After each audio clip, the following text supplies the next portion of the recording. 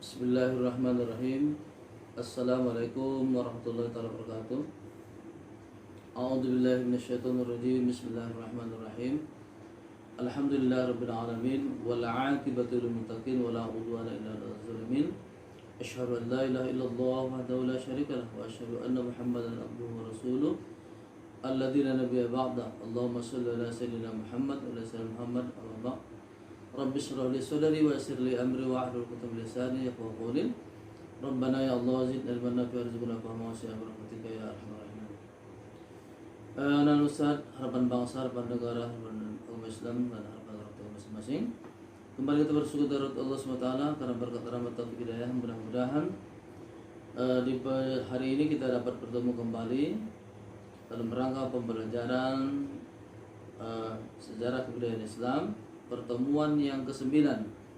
Kemudian salat dan salam kepada Nabi Muhammad SAW yang sama-sama kita harapkan syafaatnya terutama dalam hari kelak. Amin rabbal alamin.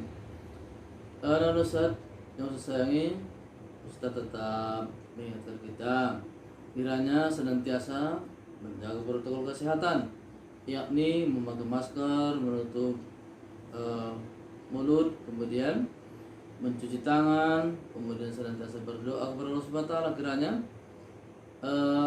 kita terhindar daripada segala macam bara bahaya, yaitu berdoa kepada Allah SWT, doa yang sudah kita biasakan atau kita budayakan dalam acara ini. A'udzubillahi minasyaitonirrajim. Bismillahirrahmanirrahim. Allahumma inna na'udzubika minal baras wal junun wal juzam min syarri asqam rahmatika ya arhamar rahimin. Mudah-mudahan berkat doa yang kita bacakan tadi kita mendapat perlindungan dari Allah SWT agar kiranya kita dilindungi Allah dari segala macam penyakit menular.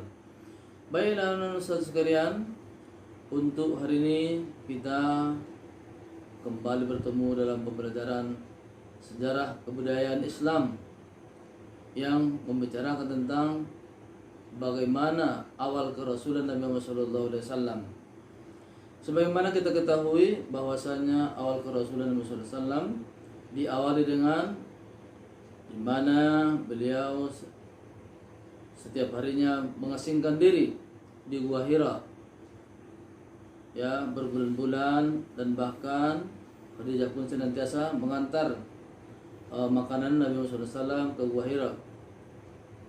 Awal pertama daripada kerasulan Nabi SAW adalah ketika beliau berada di Gua Hira, kemudian didatangi oleh malaikat Jibril, lantas mengatakan atau membacakan Iqra, kata malaikat Jibril. Dijawab oleh Rasulullah SAW, ma ana biqari, baca, kata malaikat Jibril, saya enggak pandai baca, kata Rasulullah SAW. Sampai 3 kali berulang ataupun diulang oleh malaikat Jibril, dan dipeluk malaikat Jibril Nabi Muhammad SAW dengan mengajarinya atau seraya mengajarinya untuk membaca Al-Quran, yaitu Iqra bismi rabbikal ladzi khalaq khalaqal insana min 'alaq, dan seterusnya. Apa tujuannya? Menyatakan bahwasanya kita umat Islam ini disuruh membaca. Rasulullah juga diajari dengan membaca, yaitu Iqra bismi rabbikal ladzi khalaq, bacalah nama Tuhanmu yang telah menciptakanmu, dan seterusnya ila akhir ayat. Itulah yang pertama kali terima oleh Rasulullah SAW ataupun turutnya ayat Al-Quran sebagai suatu pengangkatan Rasulullah SAW menjadi seorang Rasul, yaitu tepatnya pada tanggal 17 Ramadan tahun 611 Hijriah. Tahun itulah Rasulullah SAW diangkat menjadi Rasul. Untuk itu sama-sama kita melihat dan mengamati video pembelajaran berikut ini. Bagaimana kisah kerasulan Nabi Muhammad?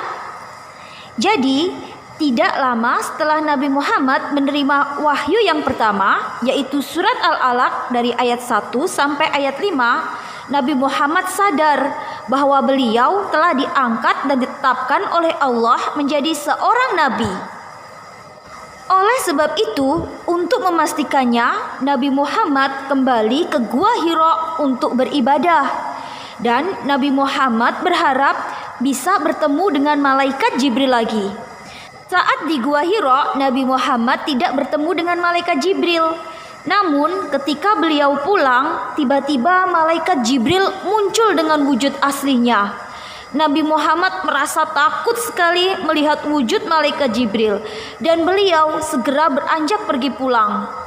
Sampai di rumah, beliau meminta kepada istrinya Khadijah secara berulang-ulang, "Selimuti aku, selimuti aku." Khadijah yang meminta permintaan Nabi Muhammad segera menyelimuti Nabi Muhammad.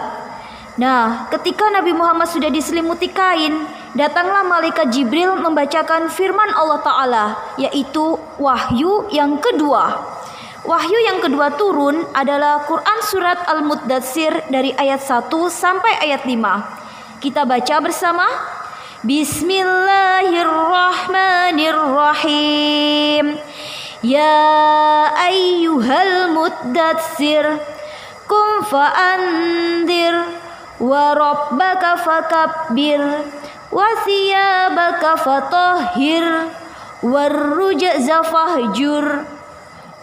Khadijah yang melihat Nabi Muhammad begitu ketakutan langsung berbicara, "Tidurlah wahai suamiku dan istirahatlah." Kemudian Nabi Muhammad menjawab, "Sudah berlalu waktu tidur wahai Khadijah." Saat itu pula Nabi Muhammad menyadari dengan turunnya ayat tersebut maka beliau telah diangkat menjadi Rasulullah. Setelah Nabi Muhammad diangkat menjadi Rasulullah, berikut adalah orang yang pertama masuk Islam. Dari kalangan laki-laki dewasa ada Abu Bakar yang merupakan sahabat Nabi Muhammad. Dari kalangan wanita ada Khadijah yaitu istri Nabi Muhammad. Dan dari kalangan anak remaja ada Ali bin Abi Thalib yaitu sepupu Nabi Muhammad. Dan yang terakhir dari golongan budak yaitu ada Zaid bin Haritsah. Mereka inilah orang yang pertama kali masuk Islam.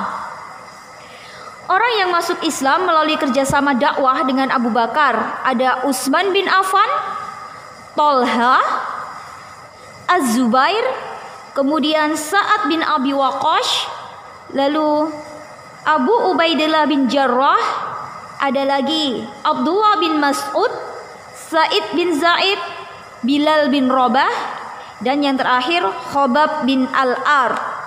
Mereka itu adalah orang yang pertama kali masuk Islam dengan bantuan dan kerjasama dari Abu Bakar. Berikut adalah tahapan dakwah Nabi Muhammad. Yang pertama, dakwah sembunyi-sembunyi dengan cara berdakwah kepada orang yang beliau kenal dan berakhlak baik. Dakwah terang-terangan, yang mana saat Rasulullah berdakwah terang-terangan, Rasulullah dan kaum muslimin mendapat ujian yang sangat berat. Meski dakwah terang-terangan terasa sangat berat, Rasulullah tetap melaksanakannya karena ada perintah dakwah terang-terangan dari Allah, yaitu surat Al-Hijr ayat 94. Fasda' bima tu'maru wa'arid anil musyrikin. Itu tadi merupakan firman Allah yang merupakan perintah dakwah terang-terangan. Berikut adalah hal yang terjadi saat dakwah terang-terangan. Yang pertama, Nabi Muhammad dicaci, dihina, dipukul dan dilempari batu. Yang kedua, Nabi Muhammad dimusuhi oleh Abu Jahal yang menentang dakwah Islam. Yang ketiga, Abu Lahab, pamannya Nabi Muhammad sendiri dan juga istrinya memusuhi Rasulullah dan menentang dakwah Islam. Yang keempat, Rasulullah tetap sabar, tabah dan terus berdakwah menghadapi ujian-ujian tersebut. Berikut ini adalah tugas dakwah Rasulullah. Yang pertama, melaksanakan perintah Allah dan menjauhi larangan Allah. Yang kedua, yaitu mengajak umat manusia untuk masuk Islam dan meninggalkan kebiasaan jahiliyah. Kemudian yang ketiga, mengajak umat manusia untuk masuk Islam dan tidak malas-malasan dalam beribadah. Demikianlah pembelajaran kita di hari ini, semoga bermakna dan bermanfaat bagi kita semua. Kita tutup ucapan hamdalah, alhamdulillah rabbil alamin.